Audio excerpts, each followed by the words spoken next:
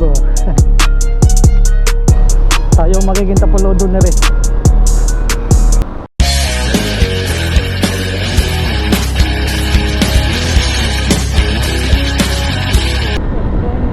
Kaya pala madaming kon eh. Kaya pala maraming tambay doon eh.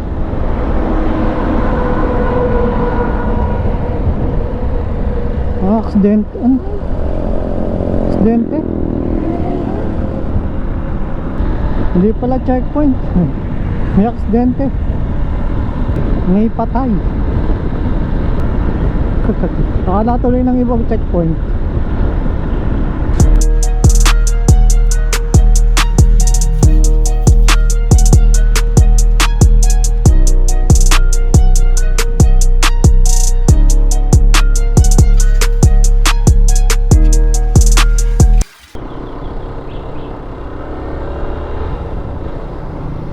So kanina palibasa hindi ako sanay umangkas tapos naangkas ako kanina yung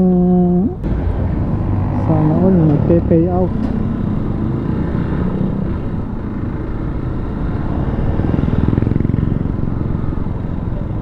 Naangkas ako kanina Aerox pa. Hindi ako sanay na umangkas. Kanina nakaangkas ako dahil may sinamahan ako.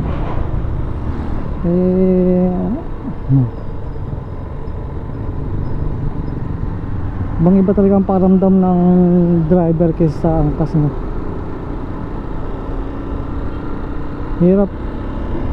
Hirap maging angkas, lalo na kung ikaw ay nagmamaneho din ng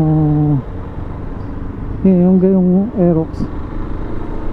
Masyadong buka ka.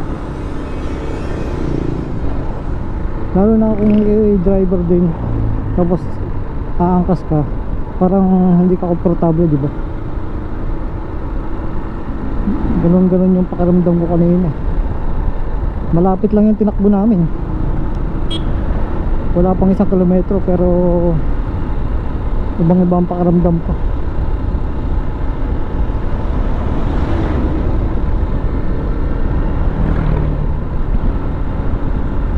Tapos tingin yung paligid,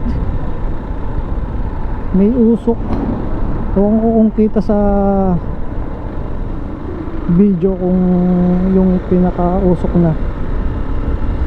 Dahil sa personal talagang paligid may usok. Tapos kanina ang van ni Kuya Pats, nakita ko yung van niya. Nag-aayos ako ng camera kanina nung lumampas sa akin kaya hindi ko agad napansin. Nakita ko nung pagkalampas na sa akin.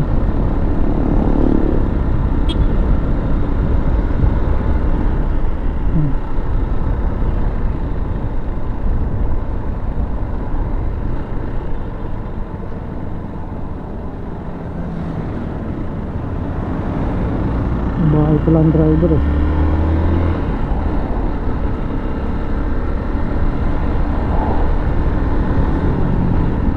Dito lang tayo sa kanan, sa pinaka right side. Siyempre pupunta rin tayo sa inner lane pag may mga ganong hazard sa daan. Nagmamotor talaga dito ng walang helmet.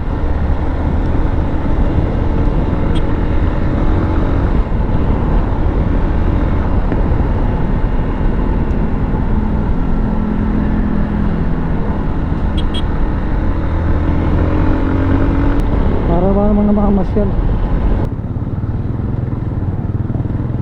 Sagbat.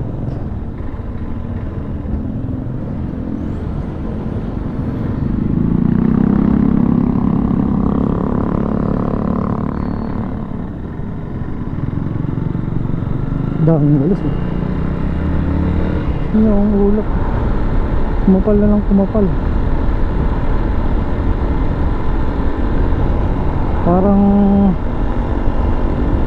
Parang gantong ganto nung sumabog ang tali. Ganto yung paligid.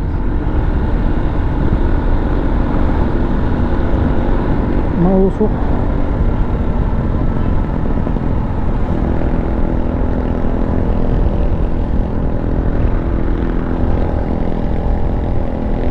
Ayun, taga-dap. Diyan ba nag-meeting kanina? Diyan nag-meeting kanina?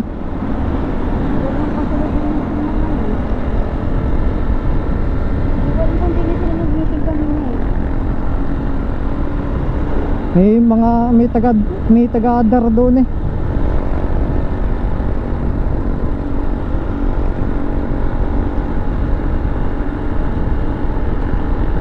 Meeting sa usaping lupa. Bakit kasi binigay-bigay na nila, tapos pagdating ng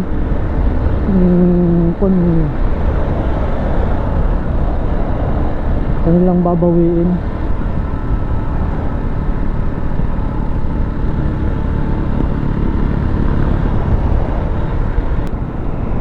Jalan tayo dito.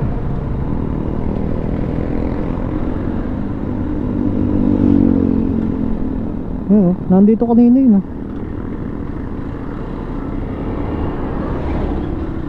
Nandun sa likod na yun.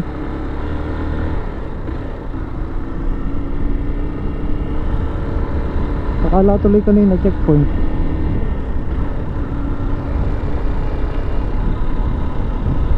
Hambo na. Namamatak na ang ulan.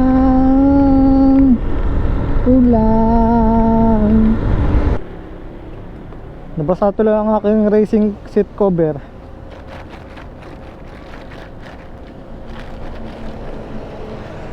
Nabot ng ulan.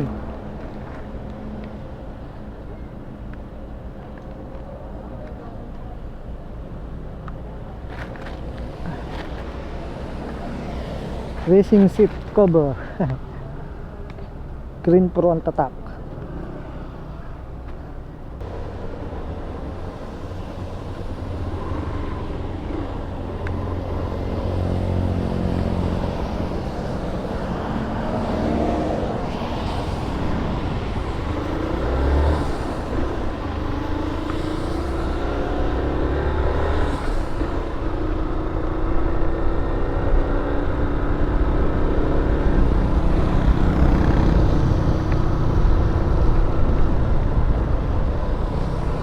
Tayo magiging tapolodo na rin.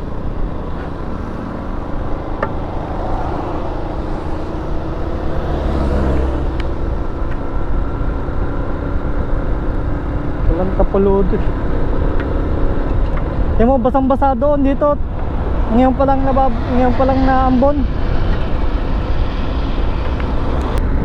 Napanood niyo ba yung rider ng Mubit na pinagbintangang dinukutan yung kanyang pasahero? Grabe, no?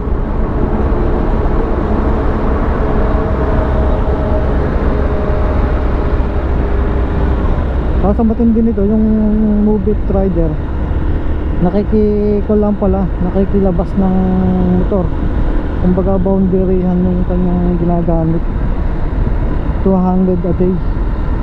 Tapos masasangkot ka sa ganyan, di ba? Napaka sakalap.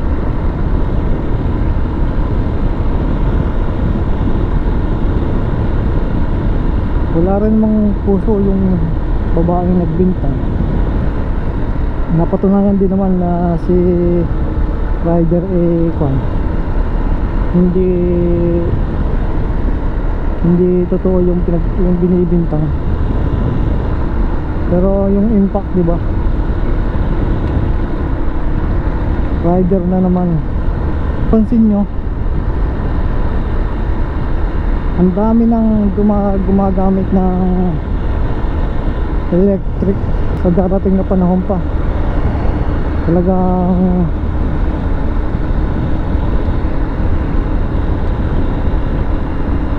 marami nang gumagamit ng karsada. Scooter, mapapagkamalan mo talagang motor eh pagka sa malayuan. Kaya mo lang makakilalang electric siya pagka nilapitan.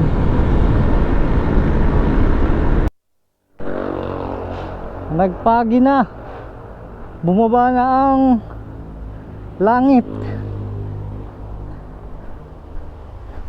biglang nagpagi ah.